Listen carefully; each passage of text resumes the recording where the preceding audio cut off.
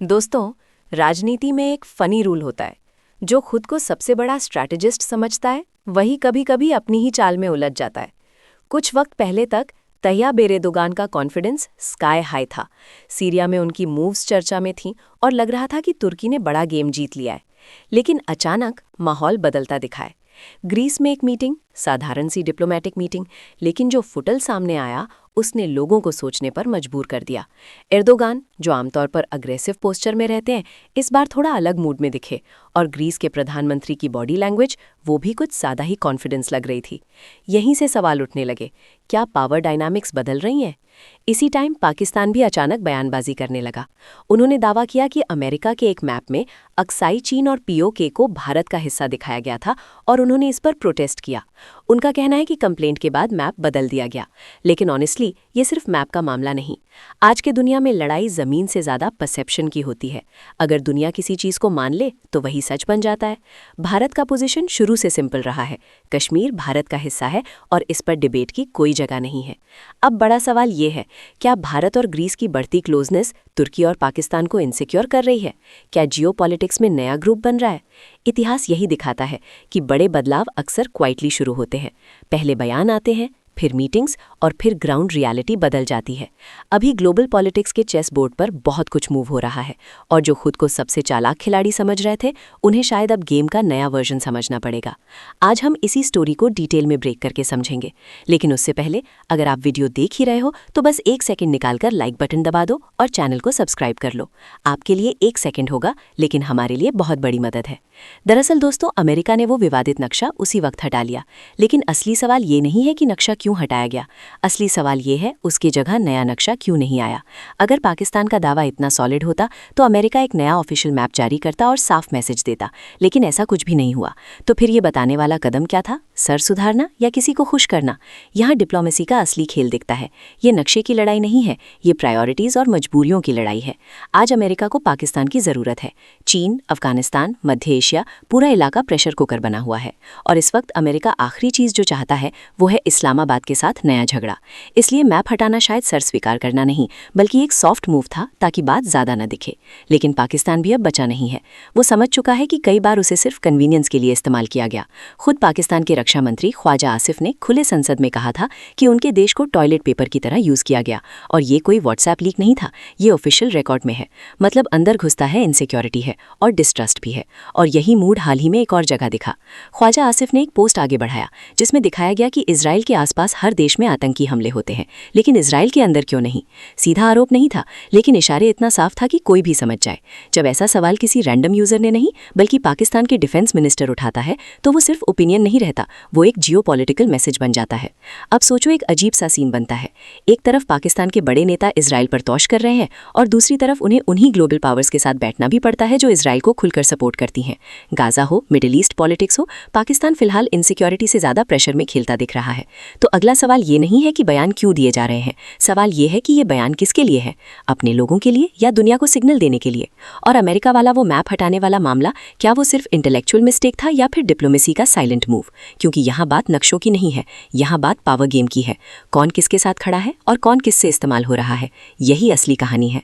अब जरा big picture देखो। पाकिस्तान को धीरे धीरे समझ आ रहा है कि भारत क्वाइटली आगे निकल चुका है। यूएस इंडिया डील के बाद वॉशिंगटन का झुकाव साफ दिख रहा है। पहले जो बैलेंस था वो अब टिल्ट हो चुका है और इंडिया ड्रामा नहीं करता, स्लो चलता है, कम बोलता है, लेकिन मूव बहुत सोच समझ कर करता है। और ये बात तुर्की को भी दिख रही है।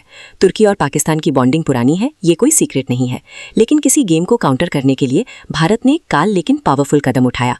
9 फरवरी को इंडिया और ग्रीस अमेरिका के डिफेंस एग्रीमेंट साइन किया।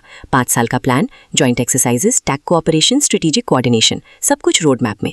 ये कोई नॉर्मल डॉक्यूमेंट नहीं था, ये एक डिप्लोमेटिक सिग्नल था, सिंपल मैसेज था। अगर तुर्की पाकिस्तान के साथ खड़ा है तो एक तो भारत ग्रीस के साथ खड़ा रहेगा, और जैसे ही ग्रीस का नाम आता है तुर्की को थोड़ा अलर्ट हो जाना स्वाभाविक है। भारत और ग्रीस की बढ़ती नजदीकियां, साइप्रस के साथ समझौते और बीच में इजराइल की भूमिका, ये सब मिलकर एक नया समीकरण बनता हुआ दिखा रहे हैं। इजराइल, ग्रीस, साइप्रस और भारत, चारों के बीच तालमेल धीरे धीरे मजबूत हो रहा है। अब जरा अंकारा की तरफ से सोचिए। एर्दोगान को साफ दिख रहा है कि जिस खेल को वो सालों से चला रहे थे, अब उसी खेल में भारत भी अपनी चालें चलने लगा है। पहले भारत ज्यादा बोलता नहीं था, चुपचाप अपना काम करता था, लेकिन अब जैसे जैसे तुर्की अपने आसपास पकड़ बनाने की कोशिश कर रहा है, वैसे वैसे भारत भी जवाब देना शुरू कर चुका है। ये सीधी टक्कर नहीं है, ये एक तरह का शतरंज का खेल है, जहां हर चाल धीरे धीरे चली जाती है। एर्दोगान को समझ आ रहा है कि अगर ये चारों देश साथ आ गए तो आने वाले समय में उनके लिए मुश्किल खड़ी हो सकती है। तो सवाल ये है, क्या ये सिर्फ ताकत का संतुलन है या फिर सच में एक नया समूह बन रहा है जो तुर्की और पाकिस्तान की जोड़ी को टक्कर देगा? एक बात तो माननी पड़ेगी, एर्दोगान राजनीति के बहुत चालाक खिलाड़ी हैं। उन्हें पता है कब नरम होना है और कब सख्त होना है। जरूरत पड़े तो पाला बदलने में भी देर नहीं लगाते। ग्रीस के साथ उनके पुराने झगड़े की किसकिपी नहीं है। साइप्रस को लेकर गनाव तो सालों पुराना है, लेकिन फिर भी वही एर्दोगान ग्रीस के साथ बैठते हैं, समझौते करते हैं और कैमरों के सामने दोस्ती दिखाते हैं। ऊपर से सब सामान्य लगता है, लेकिन अंदर राजनीति चल रही होती है। इसी बैठक का एक छोटा वीडियो वायरल हो गया। ग्रीस के प्रधानमंत्री ने बातचीत के दौरान रुमाल से नाक साफ की और वही रुमाल फाइलों के बीच रख दिया जो आगे एर्दोगान को दी जानी थी। इंटरनेट पर लोगों ने इसे पकड़ लिया। किसी ने कहा यह बचकानी हरकत है, किसी ने कहा यह इशारा था, तो किसी ने इसे कूटनीतिक तंज बता दिया। सच्चाई क्या है ये तो वही जानते होंगे, लेकिन इतना जरूर है कि इस वीडियो ने भरोसे पर सवाल खड़े कर दिए हैं। ग्रीस भी जानता है कि तुर्की मौका देखकर चाल चलता है। आज कागजों पर दस्तखत हो रहे हैं, हाथ मिल रहे हैं, कैमरे चल रहे हैं, लेकिन सवाल यही है, ये असली भरोसा है या सिर्फ वक्त खरीदने की चाल? अब इस मुलाकात का असली मकसद समझिए। ग्रीस और तुर्की इसलिए मिले थे ताकि 2023 के एथेंस समझौते को आगे बढ़ाया जा सके। दोनों ने साफ कहा कि मुद्दे बहुत हैं, लेकिन बातचीत बंद करना कोई विकल्प नहीं है। दोस्तों, हम जरा पर्दा हटाते हैं और देखते हैं कि बंद कमरे में असल में हुआ क्या।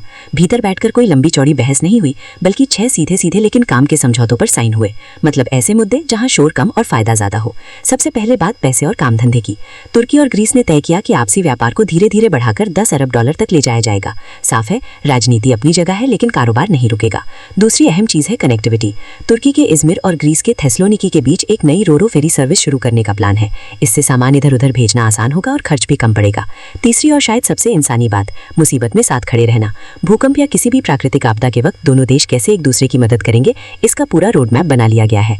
इसे आप उनकी पुरानी अर्थक्वेक डिप्लोमेसी को फिर से जिंदा करने की कोशिश भी कह सकते हैं। अब बाहर से भले सब कुछ स्मूथ दिख रहा हो, लेकिन अंदर कहानी इतनी सीधी नहीं है। रिसेप तैयब एर्दोगान दुनिया को ये दिखाना चाहते हैं कि रिश्ते सुधर रहे हैं, मगर ये देश भी जानता है कि जैसे ही अंकारा को मौका मिला, साइप्रस वाला मुद्दा फिर गर्म हो सकता है। और एर्दोगान की मुश्किलें सिर्फ बाहर तक सीमित नहीं है। अपने ही देश में संसद के हंगामों के वीडियो वायरल हो रहे हैं। राजनीतिक टकराव खुलकर सामने आ रहा है। ऊपर से इजराइल के साथ तनाव अलग सिरदर्द बना हुआ है। अब यहीं से कहानी में असली ट्विस्ट आ रहा है। फरवरी 2026 में ब्लूमबर्ग की एक रिपोर्ट सामने आती है और उसी एक रिपोर्ट ने पूरे इलाके की धड़कनें तेज कर दी। इशारा साफ था, तुर्की परमाणु हथियारों के रेस में चल सकता है। ये कोई हल्की बात नहीं थी। तुर्की के विदेश मंत्री हाकान फिदान ने CNN तुर्क को दिए इंटरव्यू में सीधी सी बात करी। तुर्की इलाके में संतुलन चाहता है, लेकिन अगर ईरान न्यूक्लियर बम बनाता है तो तुर्की भी हाथ पर हाथ रखकर नहीं बैठेगा। मतलब संदेश बिल्कुल साफ है, अगर पड़ोसी के पास बम होगा तो हम खाली नहीं रहेंगे। अब सवाल आपसे, आपको क्या लगता है, क्या ये सिर्फ राजनीतिक दबाव बनाने का खेल है या सच में तुर्की के चारों तरफ हालात टाइट होते जा रहे हैं? कमेंट में जरूर बताइएगा। और दोस्तों, ये थी आज की बड़ी खबर, जो काफी रिसर्च और मेहनत के बाद हमने आपके सामने रखी। तो अगर आप हमारी मेहनत को सपोर्ट करना चाहो तो वीडियो को लाइक और चैनल को सब्सक्राइब करके अपने दोस्तों से शेयर कर दे, ताकि उन्हें भी ये जानकारी मिल सके। जय श्री राम।